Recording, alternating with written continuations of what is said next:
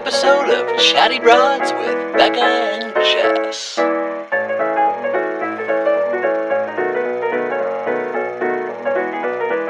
Well, good morning, broads. Good afternoon. Good evening. Top of the morning to you. Morning to you, broads. I hope that you've been having a wonderful, splendid day past few days. Hello, hello. Hi, Becca. How are you? Hi. Good.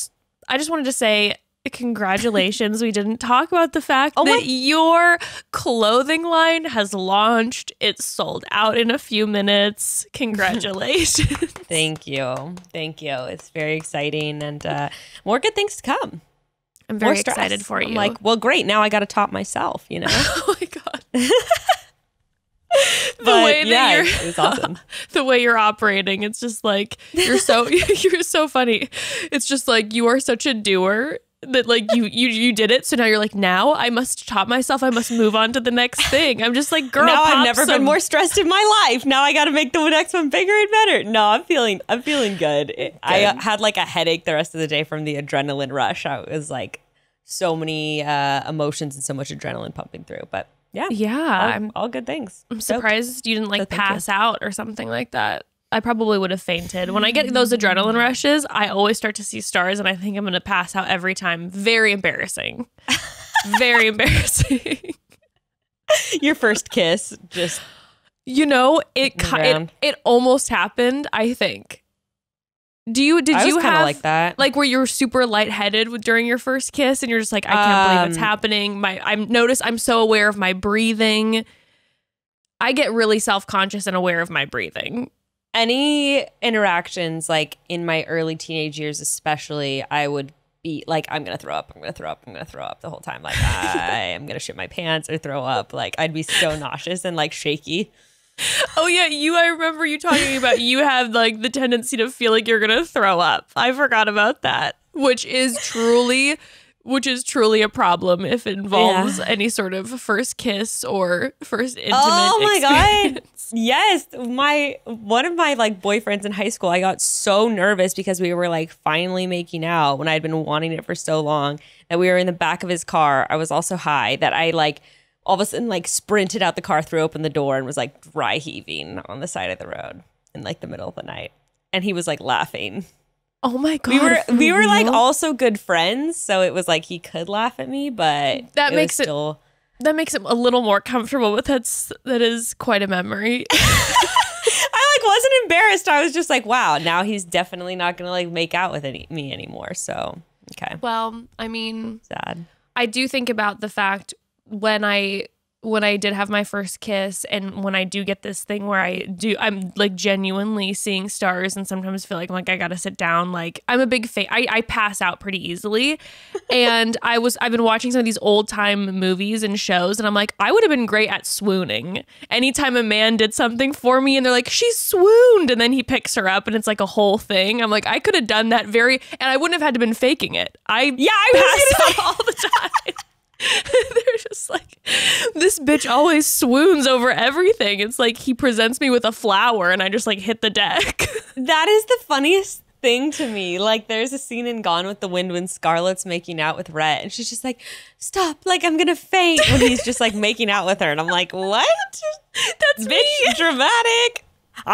If that's actually your thing, I'm obsessed with it. No hate. I love that. I'm jealous. But if you're faking it, like I'm sure all those bitches back then were doing, like give me a fucking break. Lame. But also the corsets. So it's like everyone was passing out all the time. Like, so you get any sort of adrenaline rush with the corset, you're out. Can you imagine? It's like if I have a tight pair of pants on and anything happens, I'm about to pass out in seconds. Yeah, I was just, what was the show that I was watching? I was watching some show, very old, like 1800s show, and everyone was just passing out constantly. And then I started researching all this stuff and found out all this crazy shit about like powdered wigs and like it was like keeping bugs like lead out. Poisoning and shit. You're just like, this is wild. Okay, this is wild. Oh, the water's no good, so I guess we have to drink distilled spirits, aka just be drunk all the time. Like, yeah. These people are fucking crazy. They were like living their damn lives. Yeah, for real. And I have a random story. Have I ever told you when Evan got his nose pierced that I passed out? No. Oh, it's so embarrassing. So Evan, I had already gotten both of my nose rings, and at that point I had maybe 1 or 2 tattoos. And so I went to this tattoo shop that I'd been to before, and I'm like, Evan, let's get your nose pierced, whatever. It was some random day we were together and we were bored. And so he's laying down, and I'm not even in the room. I'm in the doorway, and the person is blocking his face, so I can't even see what's happening. I don't see anything happening. You heard the cartilage? No, just the idea of it. I'm standing there, and all of a sudden I'm like, oh God. And I saw the stars, and I was like, oh no.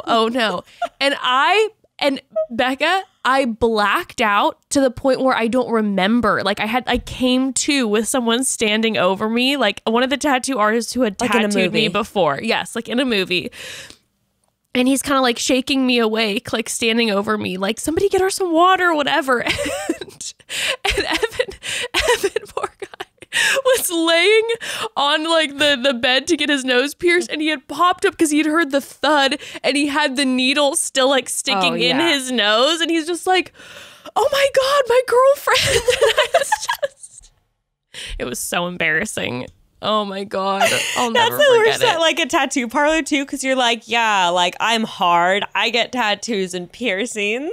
It's of all people to be around too. Like a lot of the times, most, especially male tattoo artists, aren't like the softest of people, right?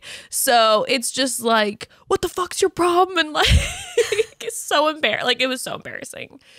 I'll never forget it. I hate it so much.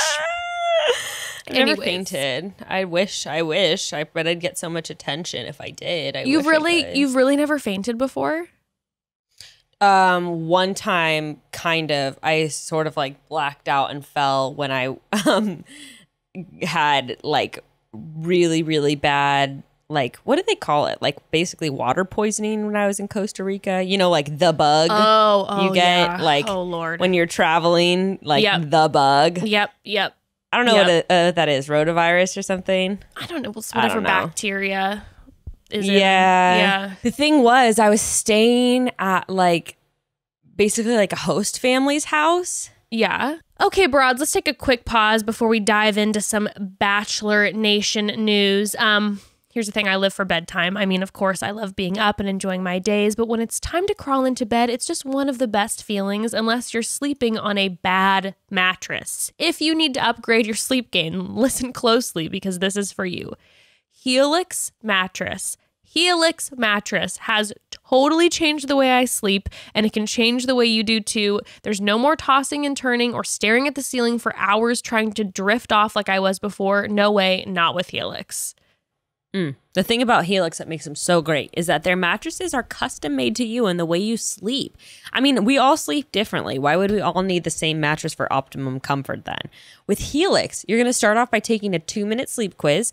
I love how all these different brands have little quizzes now because it's such a fun and easy way to like custom tailor products to what you need. So I love that. And a mattress that you need every single day for half of the day when you sleep. It better be custom. Yes, that's so true. So anyway, they match you to the perfect mattress after taking the quiz, and they've got several different options depending on factors like whether you sleep hot or cold or how much firmness you prefer, and they even have mattress options for different body types too. I'm telling you, it's amazing. I've never found a mattress that lets me sleep equally comfortably on my side and my stomach because those are the ways that I sleep.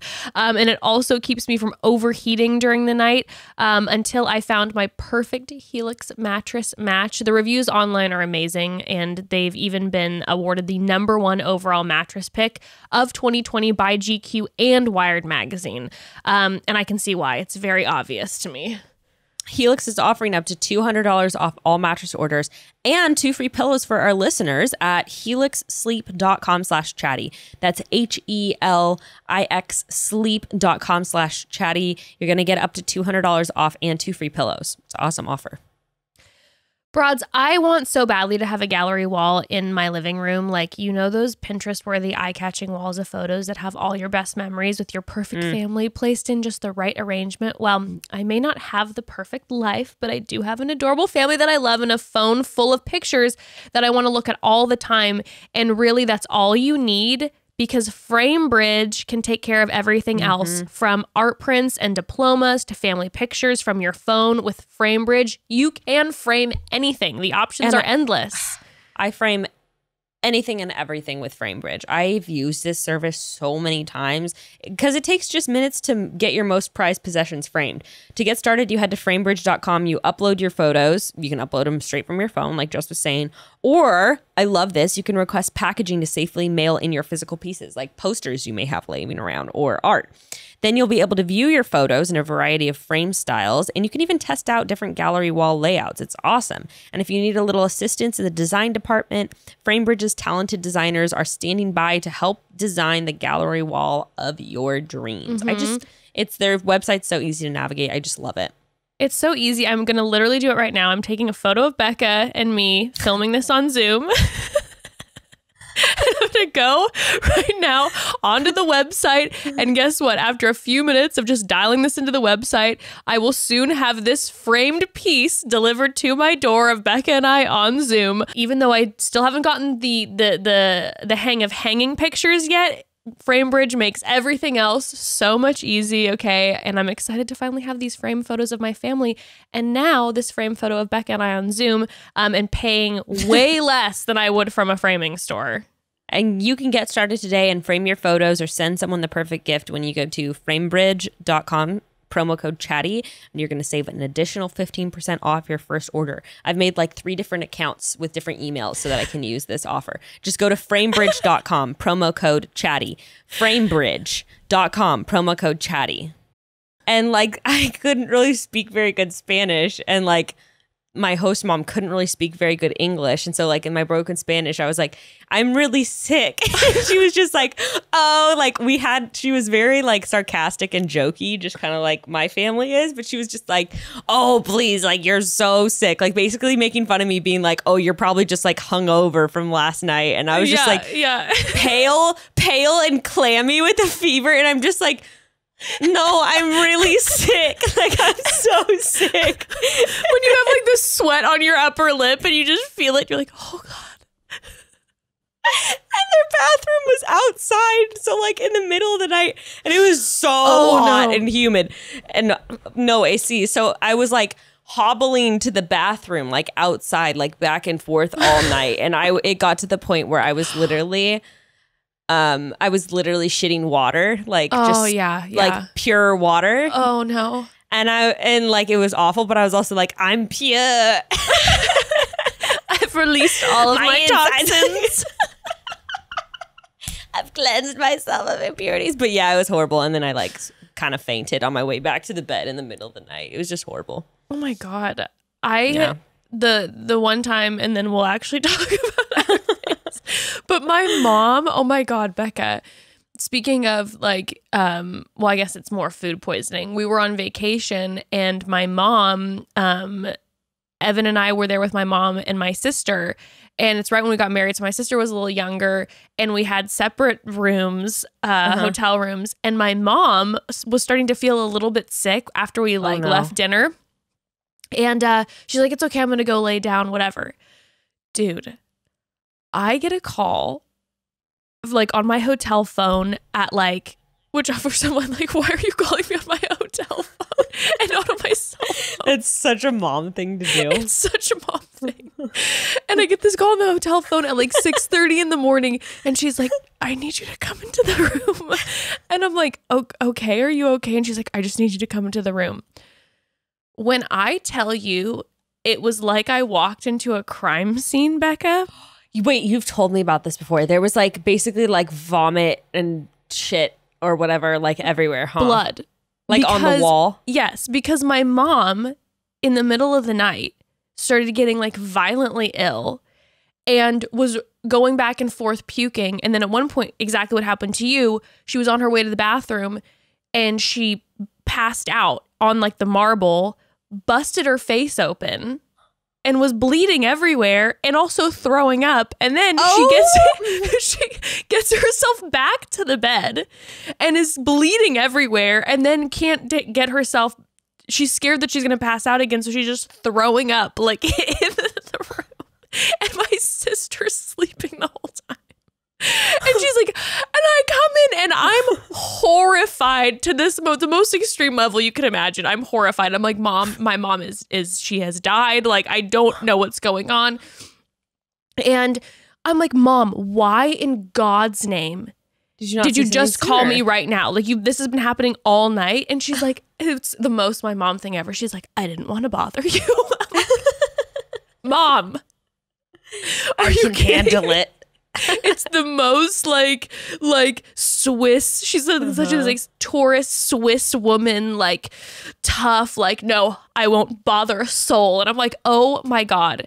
And I then had to make this call. First of all, I cleaned up as much as I could because I did not want to have anyone in like housekeeping. And so legit, I cleaned up. No one's getting paid enough for that. No, well, trust me, I out of pocket was like, here is like all the money. I'm so sorry. I cleaned up as much as I could. I did not hurt anyone in this room, I swear. It was horrible. She had to end up going to the hotel doctor and had to get go to the doctor and get stitches. Like, her whole face was messed up and like one of her tooth, like it was a whole thing. Poor woman. It was terrible. And then I'm like, why didn't you call me? And then of course she didn't want to bother me. I'm like, why didn't you wake up my sister? And she's like, well, you know how not, because my sister passes out like I do. She's like, you know how like your sister gets. And I'm like, Mom, you need to just be a little selfish for 2 seconds. You need help, woman. You need to ask for help. Oh, what a nightmare. Anyways. No, if that happened to me, I would be like calling everyone. I'd be calling my mom who wasn't even there on vacation, you know? Like, I'd just be like, I'm dying. I would be posting all over social media. I would just be like, look at me. Look at me. Oh, man. Don't envy her. No, not at all. Anyways. Well. We are here today to talk about, we got some Bachelor news to chat about. Absolutely. Yeah, we do got some Bachelor news. There's quite a few things. Also, just before we dive into everything, I know I had posted, at least on our social media, and we even said it at the top of our last episode, that we were like, oh, on Thursday, we're going to have a whole conversation about Taylor Nolan's tweets. Oh, yeah. If you didn't tune into our Tuesday episode, we ended up just having a full-blown conversation about that for half of the episode, and then the other half we did a Women Tell All. So after that episode, Becca and I are going to talk all other things Bachelor Nation news, but I know we wanted to chat for a few minutes. Yeah, there was just a couple things I think each of us wanted to say. I'll go first. Yeah, sure. I'll talk. I'll talk. I will speak. No, okay, so like a couple things. I think this is something we could just talk on and on about. One, like, I do think that like, if you listen to our last episode or like have seen stuff on social media, I would say that like, I'm not saying to like, the tweets may be triggering to you, and like, if you are very sensitive, maybe don't go read them. But like, I would kind of reserve judgment for other people's reactions unless you like do know like what the tweets encompassed, from her tweets about mental health to like, you know, how she breached her client relationships and all that kind of thing. Just wanted to say that. But because I think some people just are kind of unaware like how far these tweets went, because when I've looked up like news stuff, they've covered like, you know, a couple different things that she said involving like racism stuff. But there's a lot. So I did just kind of want to say that. But also, I've noticed something interesting. The people I've noticed, like in Bachelor Nation, there are a lot of people who didn't say anything about any other issues going on in Bachelor Nation over the past few months, but like who were very quick to say things like about Taylor. And I do have to say, there are a lot of reasons why this could be, but one very obvious reason to me is that when people are speaking out about Taylor and Nolan, you're not really going to lose any following, because like conservative people aren't mad about it, like how conservative people were about the Fire Chris Harrison stuff, because they always like hated Taylor Nolan and the work she was doing. And anyone else who maybe isn't, super defensive about conversations about race and stuff like that, anybody else is probably not going to mind you talking about it because they're aware of how horrible so much of the things she said was, and also how like inadequate her first apologies were.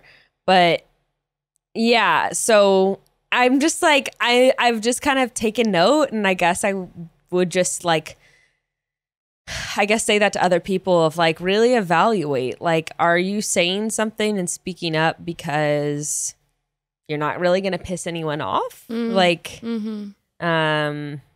just something I noticed, and something I'm like, this is something to think about. Stakes aren't very high making any statements or making any comments on this issue for you.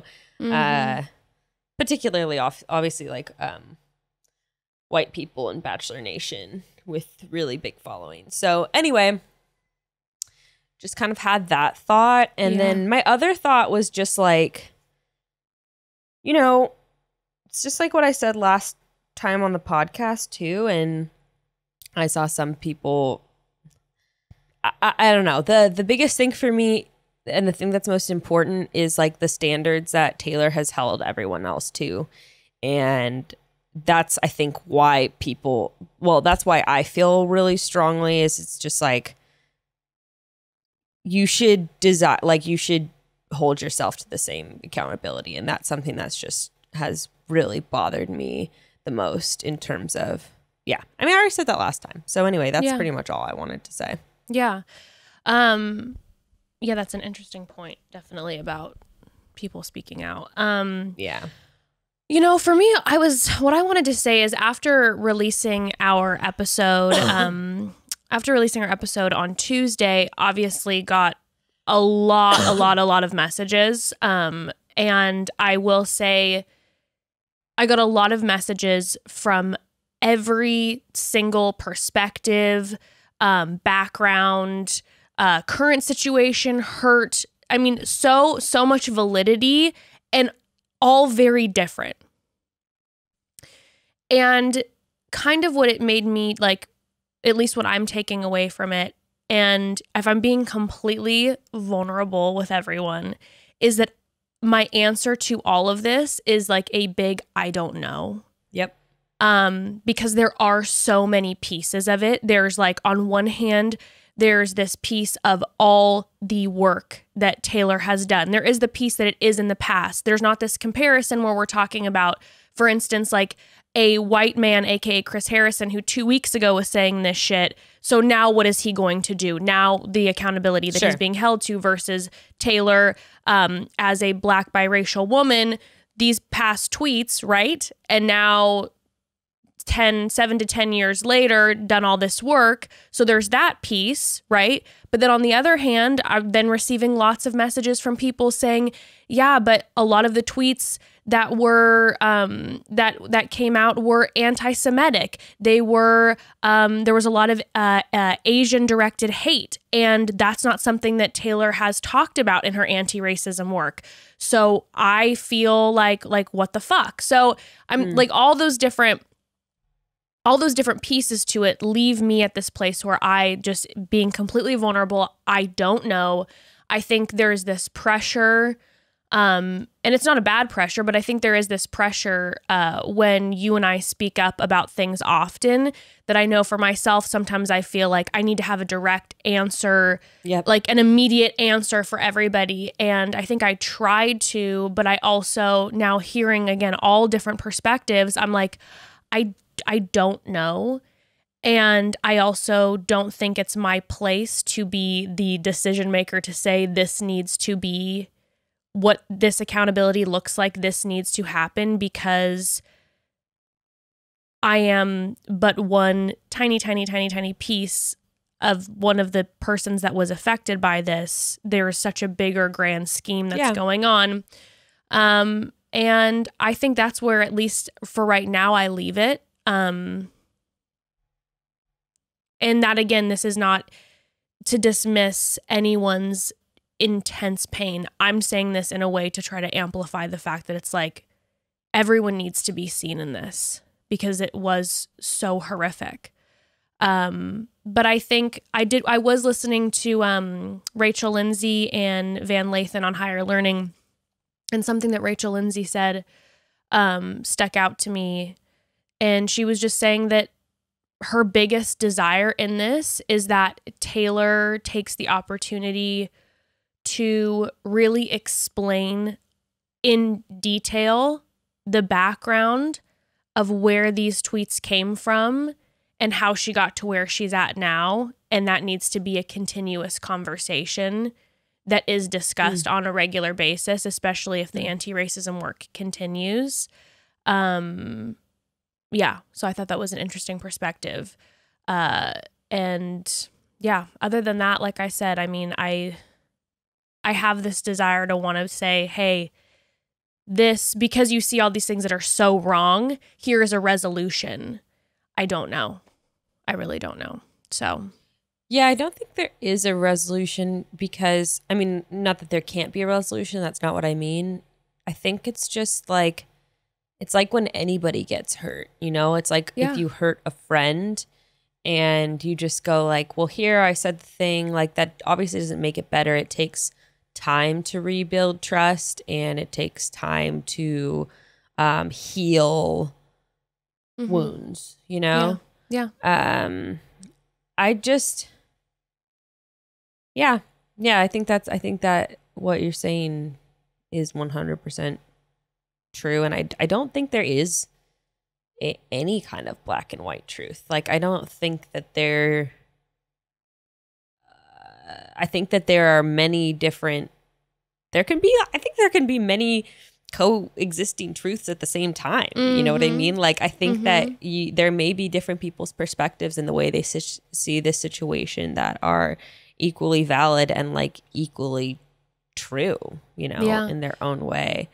And so much of just life is up to interpretation and like what is right or wrong or how we approach situations or how we go about making things right or healing is completely up to each person's interpretation, which is going to change depending on what your perspective of the world is. And so how she moves forward may, you know, sit right with you and may not sit right with me or vice versa or whatever. And I think that that's all valid, you know? No, totally. So. And I think personally for me, just in the past like few days, it's actually been a really good learning experience for me where I'm like, kind of like, I'm checking myself a little bit, going like, okay, there's this need to be quick to respond. There's this need to be quick to put out these definitive statements without examining, like you said, different perspectives and hearing out different people. And I think, at least for me, it's been a really good reminder to be like, sometimes you need to just take a step back and absorb for a second instead of, at least like I'm saying for me, instead of just being like, hey, this is how I feel because I've heard these few perspectives or have my perspective. And like, yeah, it's good for me, not even in this specific situation, but just in general. I know tendencies, even in just like our podcast, when you're hearing different news about different Bachelor contestants and like hearing this news. Is what I think. Yeah. Sometimes just being like, hey, yeah, sometimes it's fun to throw around like different thoughts, and it's in part of this loose journalism or whatever you want to call entertainment. Commentary. There you go. That's what we do. We comment. I'm like on journalism. things. I'm like, I don't want to put that title on me, please. Please, I'm not wearing that hat. But it's definitely something with some of these conversations that do have a lot more weight to them that I think I need to remind myself of. So I do really appreciate so many of the messages that I've been receiving in the past few days, because I've been able to process different. I mean, this is what the situation with Taylor illustrated. Yeah. like literally what you're saying, that's what happened with Taylor. Like it's, you know, it was like her response was like immediate, and yeah, and ours was too. And a lot of, I don't know, it's a very human thing, right? To just like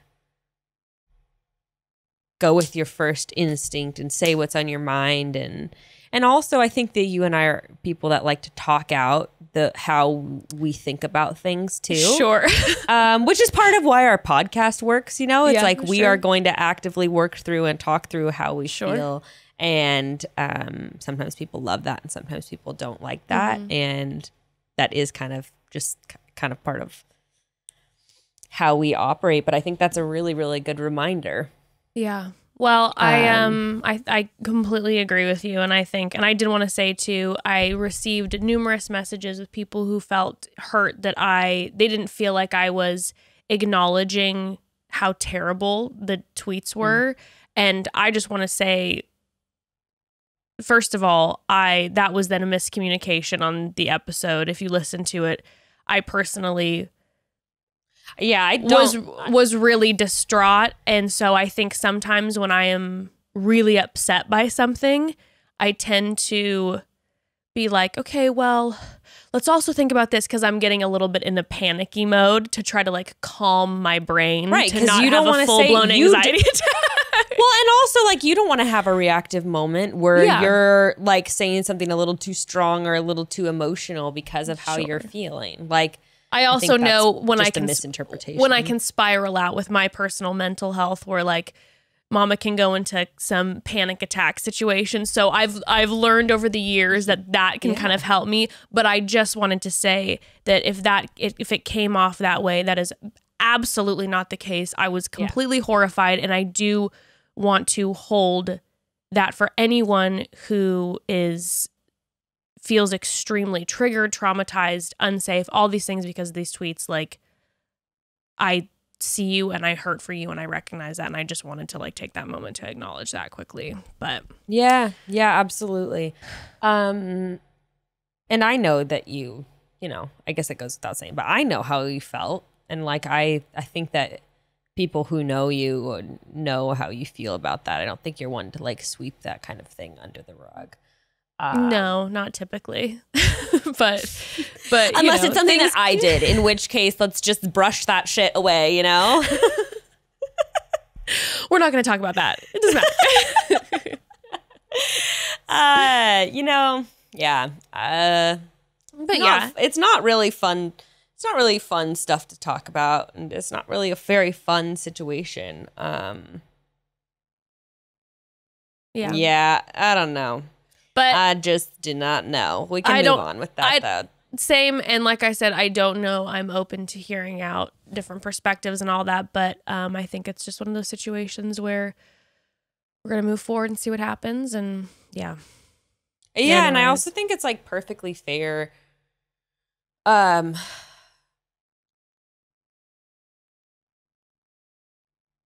I don't know. I still have, there's so many thoughts. You feel so many things at once. I think that it's really important in these situations to use discernment and to use your own intuition, and like, I think it is important to not get to come to your own conclusions, you know, and whatever those conclusions might be, and make them informed. But definitely, like, you know, if you like, I don't know. It's just like I still feel all the ways I felt, and I think that's okay, and I think it's okay to disagree, and yeah. All right. Yeah. Well, let's talk about some fun drama. Let's talk about some fun drama. I don't know if you saw that we have a host for After the Final Rose officially announced. Yes. Can you believe it is Emmanuel Acho, who I'm already a huge fan of, and I am very very happy / very surprised by this choice. You know, I am not going to lie. I was not familiar with this individual. And then, you know, just a quick Google was all it took to be like, holy shit, this is a big fucking deal. I would highly encourage all the broads, if you have not, first of all, he has a book, Uncomfortable Conversations with a Black Man. If you're not a reader, but also plus add on to the reading, his series, you can just look it up on YouTube, Uncomfortable Conversations with a Black Man, is one of the best watches. Like, one great episode, he has Rachel, Lindsay, and Brian on. He has a great conversation with them. He has this one episode with Matthew McConaughey, which is an amazing watch. Because, you know, I don't know if you're a fan of Matthew McConaughey, but it's a very vulnerable conversation. It's very good. He is just, I'll tell you this much. He is a great interviewer. Like, ooh, when you watch the series, the questions that he asks and the way he asks them, he's one of my favorite interviewers to watch. So knowing now that he is going to be the host, like this, we are going to have a, I believe, very, very good After the Final Rose episode. I'm so excited. And I'm also so excited that we won't have like my man, Chris Harrison, interviewing Matt. Like, instead, we're probably going to have like a fucking amazing conversation about like what it's like to be like the first Black Bachelor and like all the, oh my God, I'm like, so excited. I have chills all over my body thinking about how much better this is going to be. And also, like, you know, no shade to other people in Bachelor Nation, but when we were talking about, I always feel so bad, Ben Higgins doing it, God bless, but like, Ben, no. We're gonna get you on the show. We're so excited. We love you, Ben. Okay, but or like, you know, a JoJo, like, yeah, great, love her. Obviously, still would have loved to see perhaps a Tasha, but this is what Emmanuel Acho does. Is he has these conversations? Right, he's a professional. Yeah, this is his job, and I believe it's gonna be.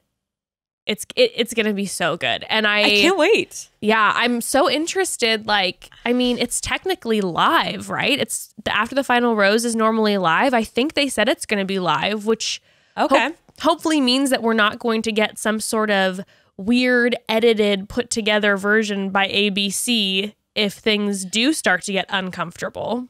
I mean, I gotta say, like, props to ABC for. I mean, also, though, you got to remember that he has a platform. And so, like, if they're, like, editing out conversations, like, they're probably going to hear about it. Like, very true. You know very what I'm saying? True. Very true. Like, honestly, I got to say, like, props to them. What a great host pick. I mean, so good. And so, again, so not what we were only thinking of Bachelor Nation options. Yeah. And I'm like, oh, my God, Becca, what if this becomes... what if this carries forward and he becomes the new host of the show? That would be fucking amazing. I mean, let's see how it goes down. But I mean, that would be honestly, like, I know that wouldn't be like deconstructing the show, but that would be a pretty big shift in a new direction. And that would be pretty exciting. And also just from the sake of like the entertainment aspect, he's just way better. Like, he's super funny. He would be he'd be fantastic, and it would just be so good. Well, also, like we were talking about, Chris asks like the same questions, like how did you feel, you know, knowing you'd never see Matt again, or whatever the fuck he says. I think this is gonna be fresh. Well, things start to get dialed in a little bit here, right? It's like when you get your certain 10-year professors. I know certain they continue to kill the game. I hear that. But there's some people that you bump into and you're like, oh, you're really just phoning it in right now. You're on that consistent salary, aren't you? Okay. You're on that salary. Yeah. You're going home. You're making Mai Tais in your like backyard bar. I hope that you have a lovely time. You've earned it. But, you know, I'm not talking about Chris Harrison. I'm talking about the professor. Yeah. It's like, yeah. I mean, also Chris Harrison, if they were to replace him, it's like he's had a very successful, long-running career. Retirement would be a great option for him right now. I'm just saying, Chris, I'm looking out for you, my guy. Why don't you just get that yacht you've always wanted? Why don't you get, that? Why don't you just sail off into the Caribbean and just really milk it for what it's worth, my guy? Just really go. Time to pass the torch.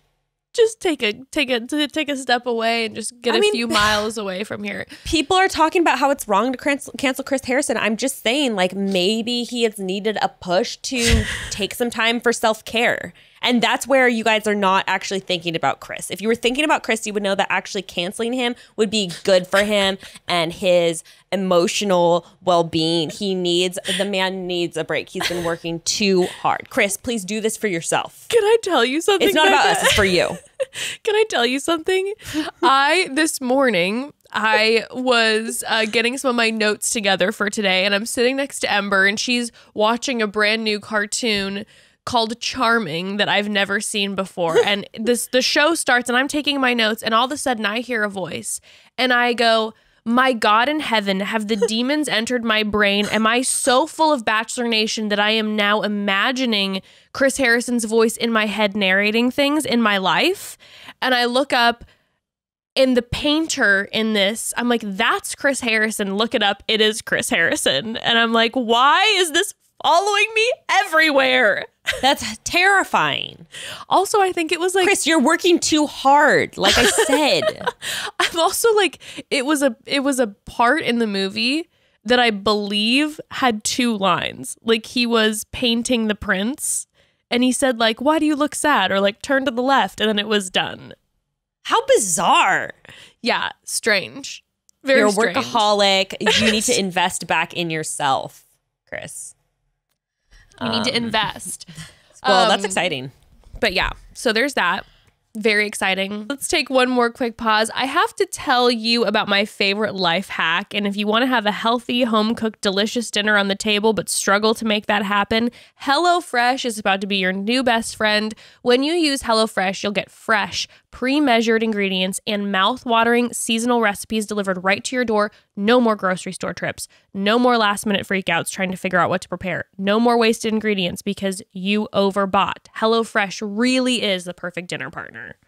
Girl, last night, here's another brand I've made like 3 different accounts, 3 different emails to use our offer. Last night we made artichoke faux crab cakes, like vegan crab cakes. Ooh. Sounds weird. So bomb. We were obsessed. And so we Yum. even saved the recipe card so we can make it again.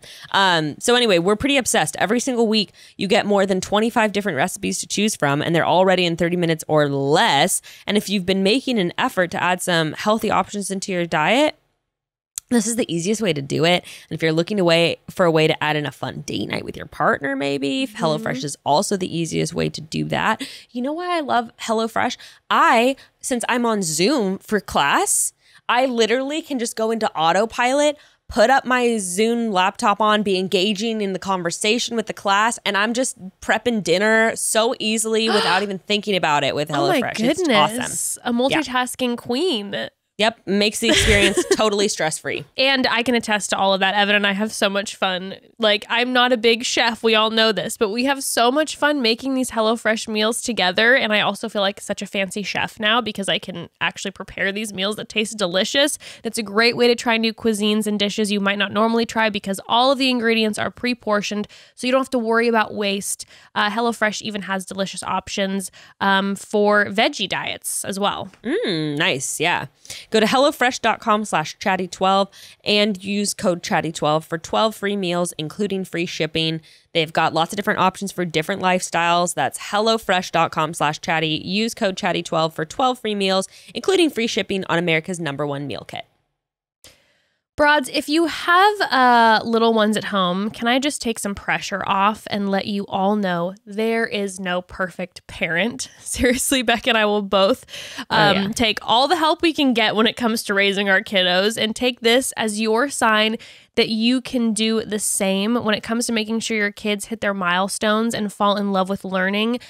We can turn to our favorite learning helper, Homer. Homer is the essential early learning program for kids 2 to 8 that makes learning fun because it's all about personalization. There's no one-size-fits-all program for kids, and Homer knows that. So that's why Homer tailors each child's lessons to their own interests and skills and develops them over time. That makes sure that kids stay engaged and excited about what they're learning, and kids love it, but you're going to love it just as much as Jess does or as I do, because Homer's programs are research backed to help your little ones fall in love with learning. Using Homer for just 15 minutes a day is proven to increase reading scores by 74%. And I've seen it with my kiddo. Like how much it helps Ember has like blown my mind. It's everything. I am so grateful for Homer.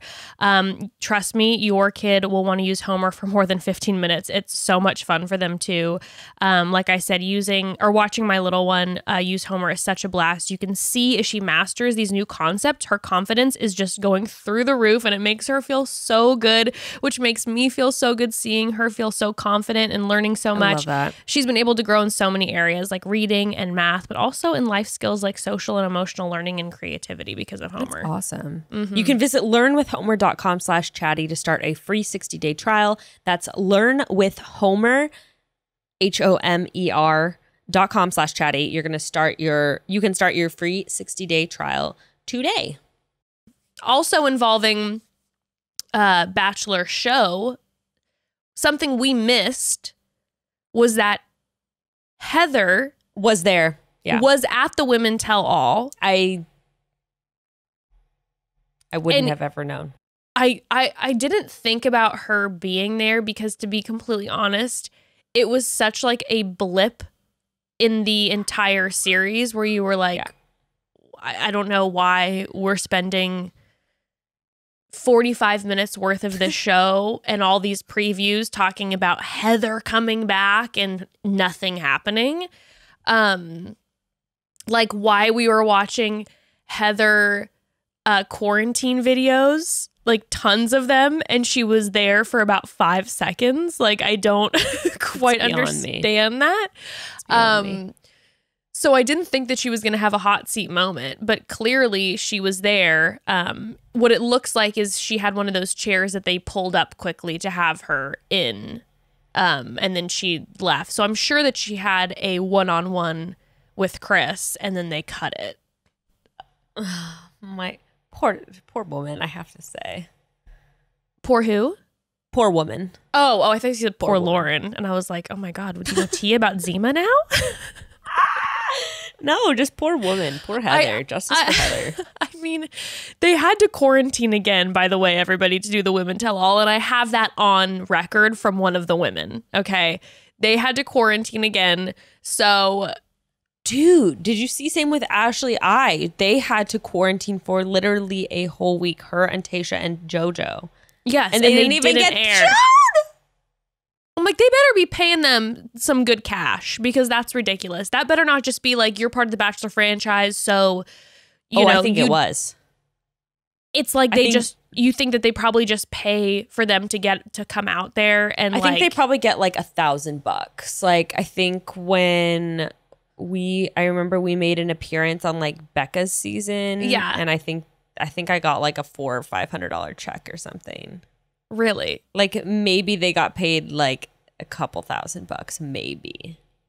But like, girl, the brand partnerships they get, like, what a waste of time. That's the thing. It's like, are you kidding me? Like one of their brand partnerships with the amount of followers that they have. And also like, it's not like, for instance, with you going on Becca's, it was like, Bachelor in Paradise is coming up soon. So we want to make sure to like have our faces on the screen. Not to mention it was in LA.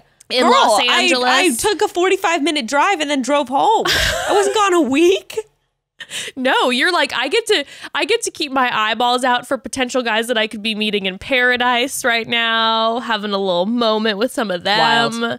Not people who have actually been the Bachelorette and are like, I'm fine. That's so rude. That is so rude. And now Heather had to quarantine again to be on Women Tell All and just was not. The injustice of it all. Wow. The injustice. Also, Sarah Trott, who we discussed, was not at the Women Tell All. Yeah. I had a few broads slide into the DMs and let me know that the potential reason that maybe Sarah declined going on the Women Tell All, because it maybe seems more likely than not, let's be real here. Let's be honest, that they made us watch basically 2 full episodes of Sarah Trott and then she left. Yes. So of course they would want her to be there and have this whole discussion. So likely she declined because there were many a rumor that Sarah Trott went on the show with a boyfriend, and that rumor has been fairly confirmed. Like, she had a boyf going on the show. Like an active boyf, yeah. Yeah, like an active boyf. That's what it appears. So probably wanting to get those numbers up. Left quickly, realizing maybe how much Matt was like liking her right away. It was going, she got the first one-on-one, right? So if you're having like a Jed-like conversation with your boyfriend before you leave, like, I'm like, Jed, I'm just doing this for my music career. Sarah being like, I'm just doing this for my modeling career. I'll be back, you know, doesn't expect that she's going to get the first one-on-one date where Matt is like falling hard for her and they're having to be macking and all this stuff. And then it's like, oh shit, this is happening too quickly. So I'm going to dip out. Okay, well, she's been doing lives, like you were saying, you know, with like Noah and blah, blah, blah, blah, blah, whoever else. So like that seems, fuck. Like, do you think, I feel like she's going to try, she wants to go on Paradise, but like, if she declined to be at the Women Tell All, I can't say that there's a very good chance of that, honey. It doesn't seem that way, but also like, you know, when they want somebody, they want somebody. Sure. So there's a chance that like, if she's now broken up with said boyfriend, which I don't think that she's with anybody anymore, maybe she didn't want to go on Women Tell All because she didn't want to get grilled about having a boyfriend and have all the women come for her. But you know that even if she didn't come on the Women Tell All, they're going to want her to make this whole thing like, you didn't show up, or like, I heard you at a, like, it would be a whole dramatic, it'd be almost even more dramatic, right? True. It just seems very uncooperative. That seems like the issue. But yeah, you know, for the drama, because I mean, her and Noah, like we said last episode, there's some flirtations going on. Interesting. There's some flirtations. And speaking of also speaking of those flirtations. What? Jason Tartik posted a tweet that said after the Women Tell All, like it was like hashtag Abigail for Bachelorette, hashtag Katie for Bachelorette, hashtag Michelle for Bachelorette. And Chris Randone, aka Goose, commented on that tweet and was like, do you think they'll let me back on for any of these women's, because I'd be down. So we might get an appearance from Goose. No, cancel him. Honestly, I want him canceled. I do not like him. I really do not like him. I'm not a huge fan. Dude, I still can't get over his reaction to Crystal's pregnancy, where he's like, this feels like a death, and like doing all that. Really bad. That's not the only thing. I know you are not a fan of Chris. I'm not a fan of Chris. To me, either. He's like, seems like, ew, like, don't put him on the show. Don't give him a platform anymore, please. Ew, I don't like him. Okay, I'm gonna let that go. Well, you know that the show loves their repeats, loves when an alum comes back on, and so it would not surprise me if any of those women become Bachelorette if he is going to be trying to get into the loving arms. I think there's way too many people going to Paradise. They're not going to bring him back on. Come on. No, I don't mean on Paradise. I'm talking about for the Bachelorette. I misunderstood that completely. No, so I'm saying Jason nominated or said like either of these 3 women for the Bachelorette, please. And Chris Randone's like, can I get back on the show if any of them are the Bachelorette? But Rachel Kirkconnell for Bachelorette. You heard it here first. Just kidding. It's like, oh God. Just kidding. Please, someone don't use that soundbite. Would you prefer Brie or Michelle? If we were going to do one of those. Or maybe Piper, like you said. I think Piper would be fantastic. I think Piper would be fun. That would be my like initial like. I think Piper would be really a fun bachelorette. What about Serena? Serena would be a great bachelorette too. I love Michelle. I love it's especially the edited clips that we don't see of Michelle. That clearly she is just a goofball and she's a good time. Girl, not to mention her Instagram. How she didn't even have an Instagram. We stand harder than anything. Also, her family. Okay, we love her family. Bring her family back. Yeah, I would love Michelle. I would love Michelle, but also, who knows? Maybe Michelle and Matt are cozied up together, even though after seeing his beard, everyone's assuming that he is single. I was just gonna bring that up. I was just gonna say I saw on Two Black Girls One Rose Instagram, they were like, nothing screams single like his beard. Oh, everyone was kind of thinking it. It was a little bit like, ooh, guy. Like, I mean, but some women love the beard, but it definitely seems to. But also, they're probably long distance right now, and you're early in the relationship. You don't want to shake up the boat and be like, you look ugly with that beard. Did you not like the beard? I actually kind of like the beard on him, and I don't normally like beards. Becca looks horrified. I didn't like that his hair was short and that his beard was long. Okay, you like when I almost feel like you really just like gotta go for it. Like, I almost felt like if he was gonna have a big beard, then he had to do like big hair. I want to see like a little bit of balance. I just felt like it was such a big beard. Understood. With, like, nothing on top. Yeah, understood. I get that one. Yeah. So more hair. I think. I don't know. I think Matt would kind of look cute if he kind of like grew his hair out a little bit. I think it would be fun. I don't know. I did see Matt did post on his Instagram yesterday that he was in San Clemente, which is my hometown. Like that's pretty much where I grew up. And he was look at his beard. And he was skateboarding with Ryan Sheckler, who again was like that was like my town, our hometown hero, because he was just like the only famous person from San Clemente. And I will be real with you, seeing Matt skateboarding made me feel all sorts of tinglies. I like that trimmed. Is it a little bit more trimmed? No, it seems like a little shorter than when he was on the show. I like it with the beanie. Yeah, but Matt with like the kind of the skater clothes. I like that vibe. The beard, it was like, oh, okay. I like that vibe. Don't hate it at all.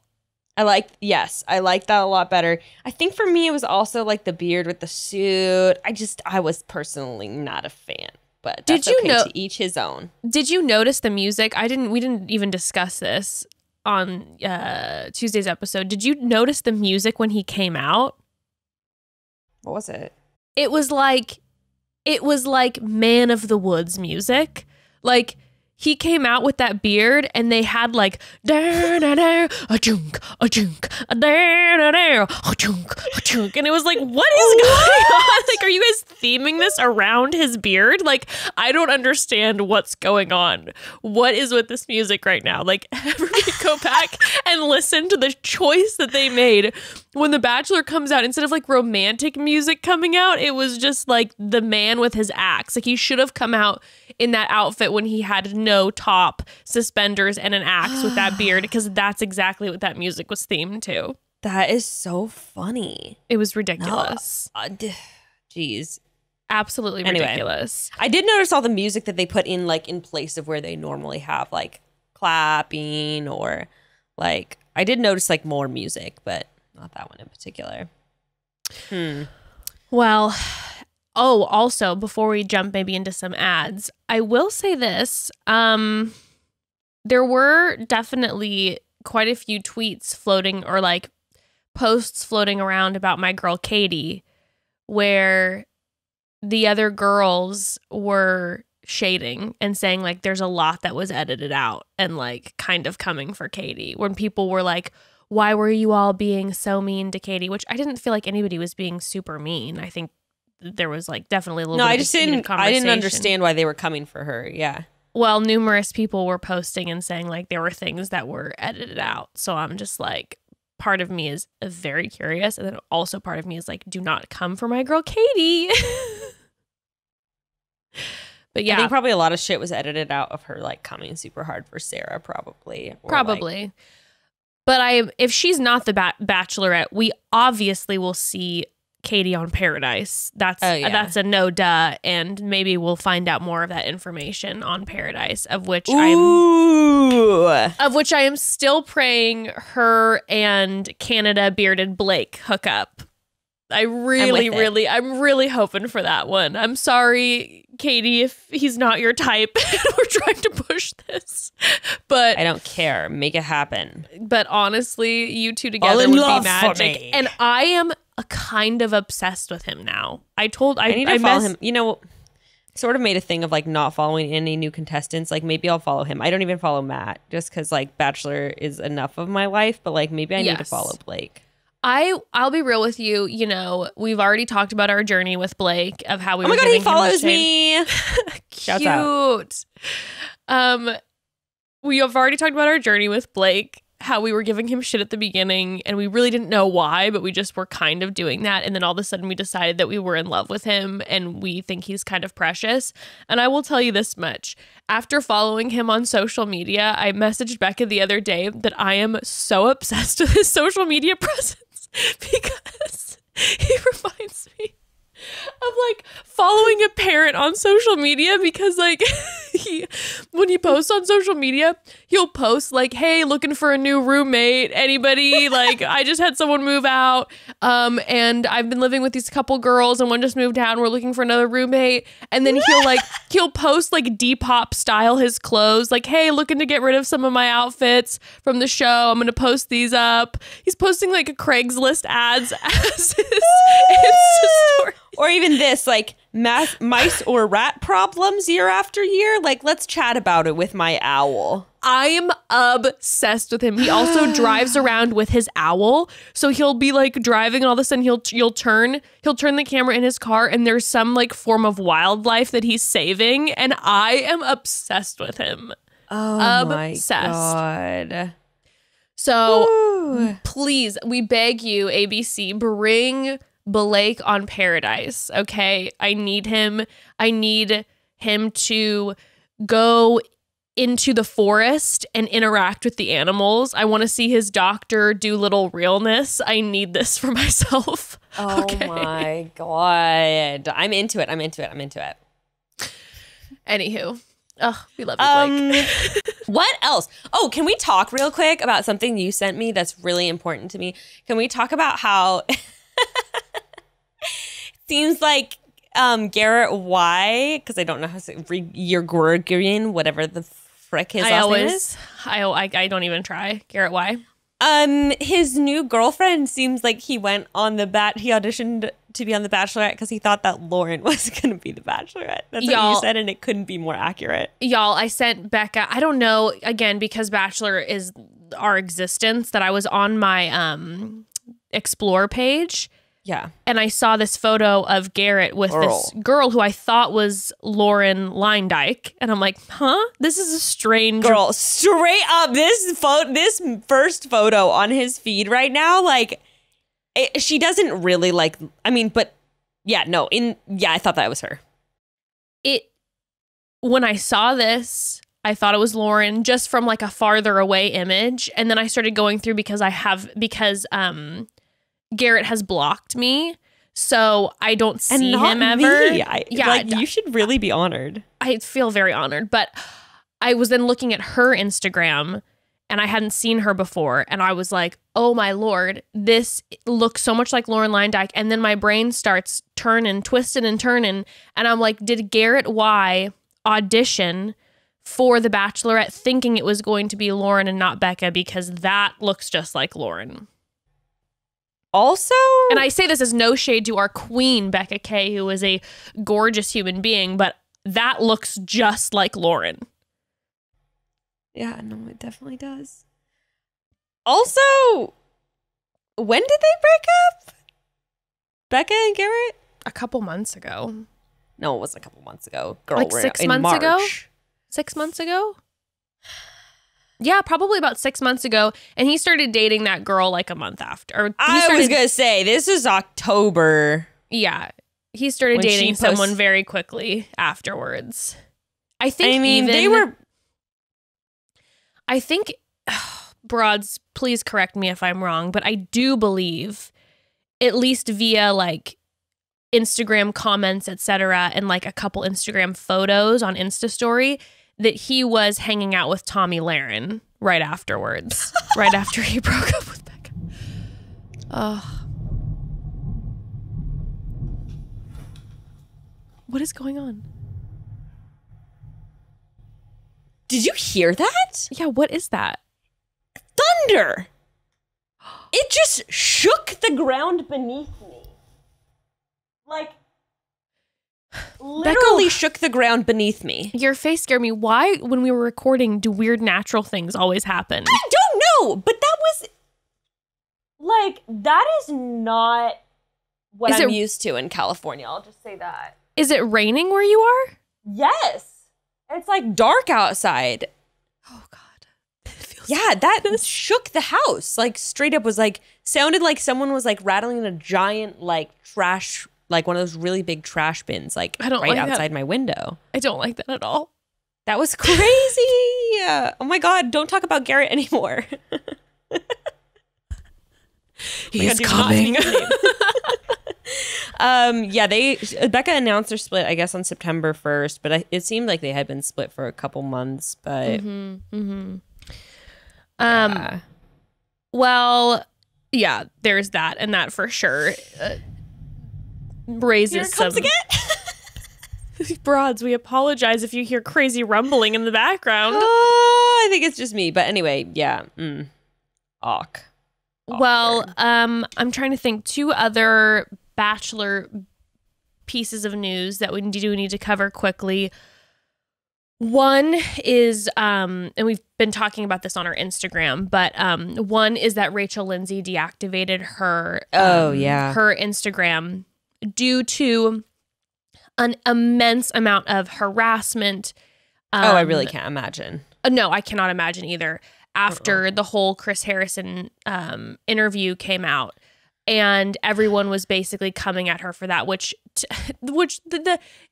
just so absurd. It's like, I'm sorry, did any of you watch that interview where Rachel, who is a journalist who interviews people, was simply interviewing Chris, and even in that was listening to his madness for mostly 13 minutes. And then everyone's just coming at Rachel for doing her job. And yeah, I mean, it's just absolutely terrible. And obviously everyone sends over in this Chatty Broads team, everyone sends all the love and support. We adore Rachel. And she's just the beacon of light in this franchise. But I did listen to her on Higher Learning, and she was talking to Van Lathan, and she was saying that like she feels so much better since just deleting it. She said she woke up one morning and she grabbed her phone. It was her day off. The first thing she did is open her Instagram. First message that popped up was terrible, and she said, "Not today. I'm done. Yeah. I'm done doing this." The woman works nonstop. She had one moment and it's like just negativity and horrible shit. And so she removed it, and she's like, I feel so much better. Also, she is taking a pause from Bachelor Happy Hour. So this week, Becca K had Tayshia and Natasha on with her. I don't know how long she's stepping away from that. I don't know if it's just for this week or if it's going to be for an extended period of time. Good for her. But yeah, good for her, and just sending our love, and, just continued ways that you can support her. And again, we talked about it a little bit on our Instagram, but is by downloading or subscribing, to Higher Learning. I'm telling you, as podcasters, subscribers and good reviews are huge. So put in those 5-star reviews. It takes 2 seconds. Write a nice review. Subscribe. I wrote a review, but I'll subscribe. Also, and we'll put this in the episode notes, there are people at like Extra TV that you can message and say how much you appreciate Rachel. Also, she has her show Ghosted, bless you, on MTV. Thank you. And just supporting her in all different avenues. And also, if you're not listening to Higher Learning anyways, I would highly recommend it. It's just a fantastic podcast. They're so good. But yeah, so sending love to Rachel, and it was lovely to hear that she said she's not 100%, but it's definitely helped her a lot, removing herself from the horrific toxicity that is Bachelor Nation Instagram. Yeah, I can imagine. Yeah. I can imagine. Good. And then the only other thing Bachelor Nation wise is that Rachel Kirkconnell did make some statements. Yes. Obviously she had posted like a text post, like notes app style on her Instagram, but then she did recently come out and do a video that was fairly lengthy, face to camera, and then posted a bunch of resources. And again, this is not my apology to accept, but I will say that she did, in the video, she did regularly say, please stop defending me. Everyone in the comments, what I did was wrong. These are the reasons why, and provided resources why what she did was wrong. Also made a statement about Rachel Lindsay and like stop coming for Rachel Lindsay. Oh, what I did yeah. was She wrong. posted that on her main too. Yeah. Yeah. Please stop defending me. Yeah. So she has made those statements, and I'm really interested to hear, to see moving forward, and then also hear her on After the Final Rose now with Emmanuel Acho. That'll be very interesting. I know it's not like our apology to accept, but just commenting as far as apologies go, I think that's fair to just objectively talk about it in that way. I mean, I think it was a very late response. Yes, it was very late. I think it was like, very obviously, late. I think we've seen recently that maybe like making a statement within 24 hours is not actually like a healthy or exactly good move. I think though she probably could have taken like maybe 2 or 3 weeks to said this same thing instead of taking like, it's quite a long time to say anything about it. But I thought it was a pretty thorough apology and acknowledgement of what went down. And my only comment is like, damn girl, did you hire a glam squad before doing this apology? But people will pick apart whatever, you don't wear any makeup and people are going to be like, oh, are you trying to look sad and depressed? Or then you put on makeup and it's like, oh my God, did you get a glam squad? Like, where's the ring light angle? Right. Yeah. So I'm kind of kidding about that, but I think she hit like all the check boxes. It's like, we'll see how things move forward. And, she said that she was going to continue to share resources and talk about these things and all of that. Where are they? Okay, hold her up for the camera. Show the broads. Oh gosh. Oh, hi. Yeah, say hi to Oh Jess. my God. Hi to Jess. I like your raincoat. Hi, honey. Hi. Okay, we're gonna go splash in some puddles. Bye, Ruthie. Bye, Ruthie. Bye, broads. Okay, so anyway, we'll see how she moves forward and she makes good on that promise. And also in apology news, the producers of ABC came out and made a public statement defending Rachel Lindsay, basically calling out those who have been coming for her because of the Chris Harrison piece. They denounce all of those people. So they did make a public statement finally. And I just heard that Chris Harrison, I don't know what day, but at some point this week is going to be going on Good Morning America to get interviewed about why he's like stepping away. Which will be very interesting because I'm sorry, at this point, Lindsay has had to deactivate her account from the amount of hate, and Chris Harrison has not said a word. And he gets to go on Good Morning America to have this conversation and like further like be on another massive platform. Yeah, apparently so. So waiting to hear what you're going to say if he does bring up Rachel at all, because the fact that he hasn't brought up Rachel when she's had to step away is absolutely ridiculous, or feel forced to step away, excuse me. Mental health.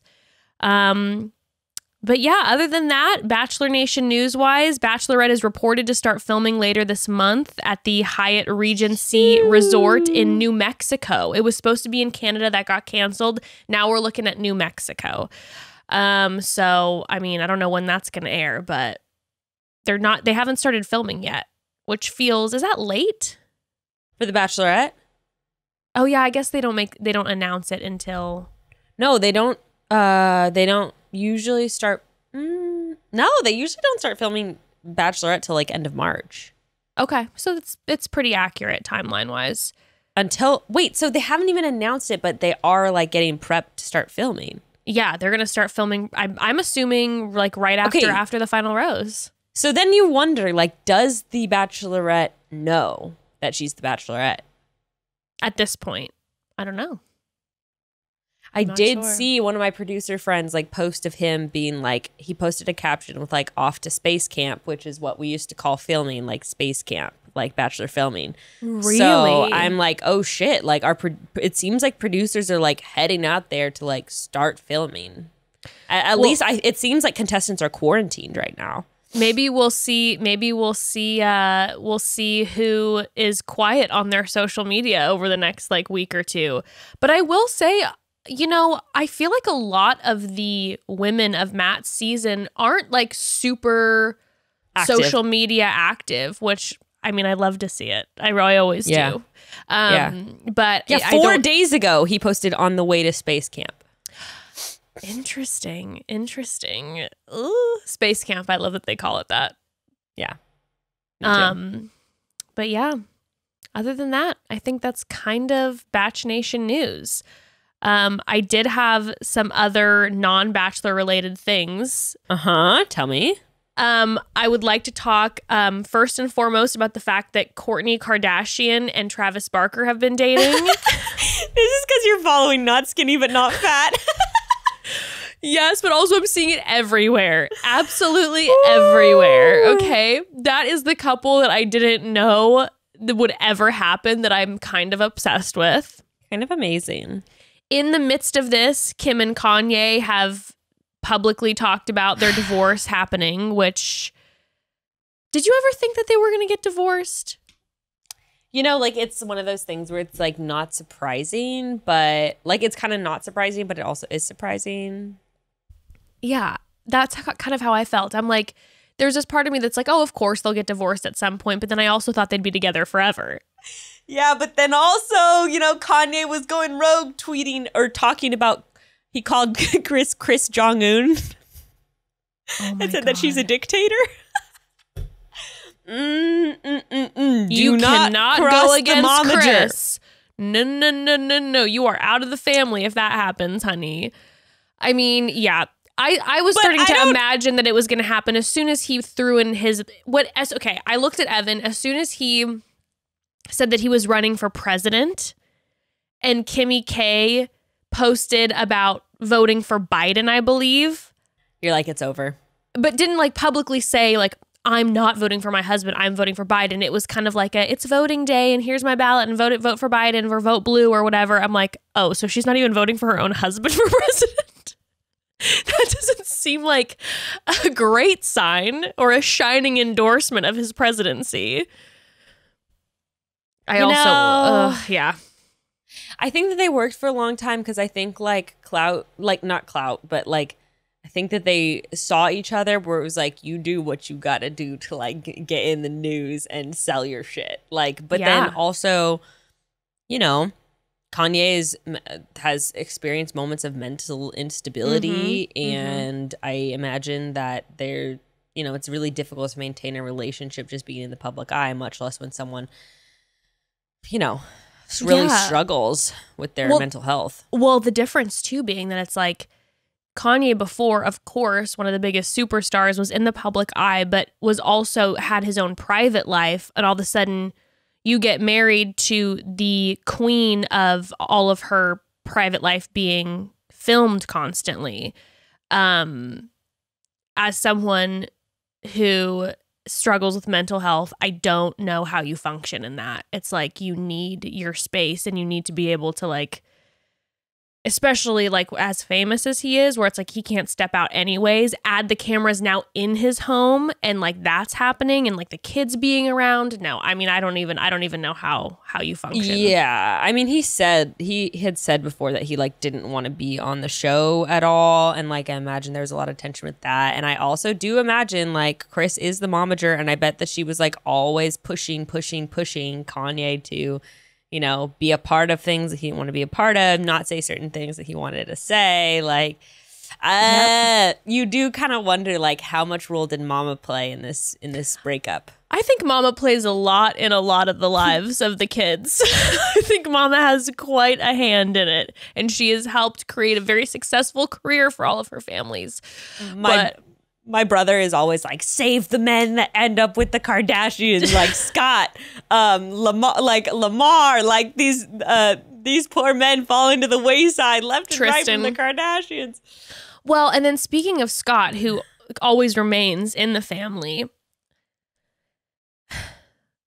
I don't understand why this isn't talked about more, that Scott started dating an 18-year-old. Sophia Richie, an 18-year-old. And listen, let me make something very clear off the top, Rods. I love an older man, okay? Sure. I'm not trying to age shame here when it comes to like relationships. But Scott starts dating an 18-year-old, Sophia Richie, and then breaks up with her to date another freshly 18-year-old, Amelia Gray. And in between that, also was dating random other 18-year-olds. Bruh, that's fucking you. That's weird. That's weird. Sorry. Why aren't more people talking about this? Like, why are you dating back to back, basically minors? And how? And like, I'm gonna look. I know up, they're not how old technically minors, but like, but they're barely. I mean, and also like the whole when you're a 40-year-old man just like dating 18, like what? The whole piece too. Also, the whole like, I mean, when you're 18, it's like you're still so young. They're younger than Kylie. Facts. How old is he? Let's look up his age. Because maybe he's not 40 yet. I literally have no idea. He's 37. Okay. Okay. Wow, I didn't actually realize he was that young. But 37 with 18, that's a almost 20-year age difference. Okay, Amelia Gray's now 19. Oh, okay, my bad. I didn't realize Courtney was 4 years older than him. Yeah, she's a little older than Scott.